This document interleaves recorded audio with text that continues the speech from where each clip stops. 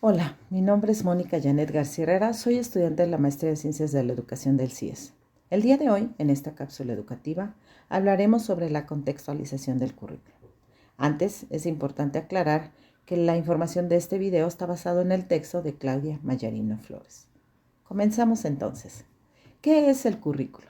El currículo es el proceso de reflexión y toma de decisiones acerca del compromiso ético y político de la educación con el futuro del ser humano y el mundo, en cualquiera de los tipos y modalidades educativas.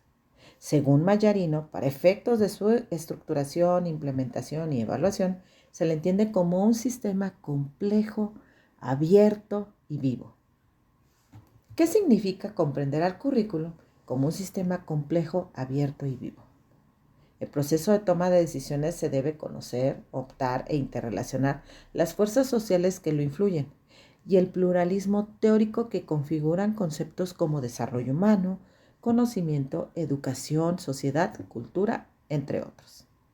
Para establecer los principios sobre los que se construye el diseño y se precisan sus componentes como los propósitos, contenidos, estrategias de enseñanza-aprendizaje y evaluación y el enfoque curricular en el que se ubica el diseñador en aras de lograr coherencia con la postura ética y política que determina. El currículo situado contextualmente es un ejercicio cotidiano de construcción de sentidos, fundamentos, principios y criterios de desempeño, el lugar de reflexión, evaluación y confrontación de imaginarios y realidades, la instancia de apropiación de estrategias metodológicas y comunicativas, y la dinámica dialógica en el proceso de estructuración y fortalecimiento de concepciones y paradigmas, que guían la tarea social del maestro como un sujeto activo en el proceso de configuración del hecho educativo. Para entender el rol activo de liderazgo que el maestro debe asumir en pos de la autonomía curricular y el espíritu democrático que rodea hoy en día la educación, es necesario, por un lado, pensar en la tarea educativa en un espacio donde se tenga la experiencia de que sí es posible llevar a la praxis opciones alternativas y a partir de esto traducirla en el ámbito de intercambio y apoyo para crear caminos y formas, las cuales busquen dar respuesta a las problemáticas actuales en materia social y educativa, tanto a nivel general como de los casos particulares de cada maestro. El maestro entonces es un mediador, es una dimensión corporal que se afecta y afecta a otras dimensiones. No es un intermediario como aquel que lleva y trae sin involucrarse. Y su acción como gestor del currículo es un recurso de formación, un vehículo de desarrollo de las dimensiones cognitivas del sujeto, un potencializador de las capacidades humanas en la concepción de la educación como un proceso de formación de hombres críticos e inteligentes y no de sujetos informados o depositarios de datos.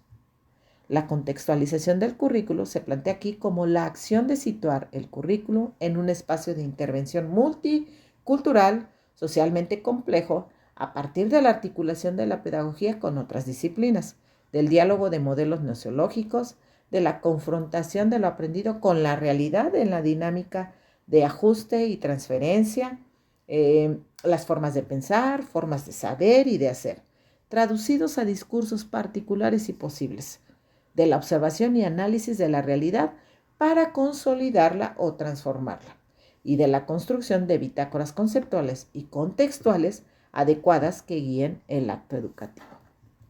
La relación entre el conocimiento que puede tener el maestro acerca de su participación como artífice de procesos de desarrollo humano y su incidencia en la concepción e implementación de un modelo contextual de currículo se propone a partir de la caracterización de tres tipos de contextos. El primero es el contexto de intervención pedagógica, que es un horizonte de sentido. El segundo es el contexto de intervención didáctica, que es un horizonte operativo.